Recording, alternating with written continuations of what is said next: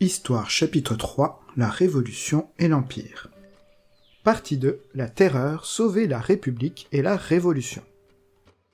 La Terreur, un régime en danger. Les rois européens coalisés mènent une guerre contre la France révolutionnaire qui a décidé de leur déclarer la guerre en 1792. Le gouvernement doit également faire face à des insurrections royalistes en France, mais aussi à des insurrections des révolutionnaires modérés contre le gouvernement, ou à des insurrections révolutionnaires plus radicaux également contre le gouvernement révolutionnaire.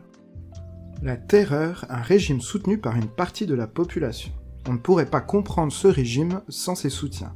Il est soutenu par des députés appelés les montagnards comme Robespierre, par des journalistes, des intellectuels comme Marat, mais aussi par une partie de la population, les sans-culottes, notamment issus des populations pauvres de Paris. La Terreur se termine symboliquement le 27 juillet 1794 par l'arrestation de Robespierre, avec la fin de la répression des guerres civiles et l'éloignement des combats dans les guerres extérieures contre les rois européens coalisés. La France révolutionnaire n'est plus en danger.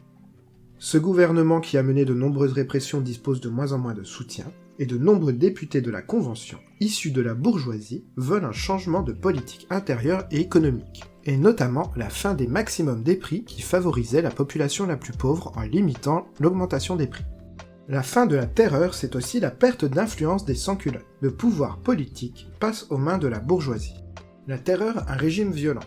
Entre 1792 et 1794, dans un contexte de guerre civile et extérieure, il y aurait eu plus de 35 000 morts en France, sur 28 millions d'habitants. Prenons un point de comparaison avec la révolte irlandaise de 1798 contre la domination anglaise. En 2 mois, la répression anglaise fait plus de 10 000 morts sur une population bien plus faible.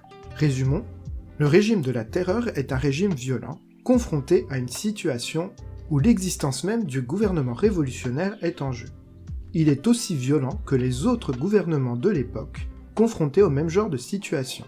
La violence politique des monarchies est récupérée par le gouvernement révolutionnaire et débattue démocratiquement par les députés. Que faut-il retenir de cette période entre 1792 et 1794 ? La Terreur est un épisode violent de la Révolution avec environ 35 000 morts. Du fait de la peur de la trahison, de la faiblesse du gouvernement, et surtout des guerres civiles et extérieures.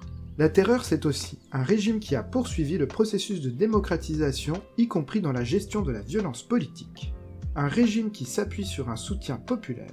Un régime qui a mis fin aux guerres civiles et qui a repoussé les guerres extérieures.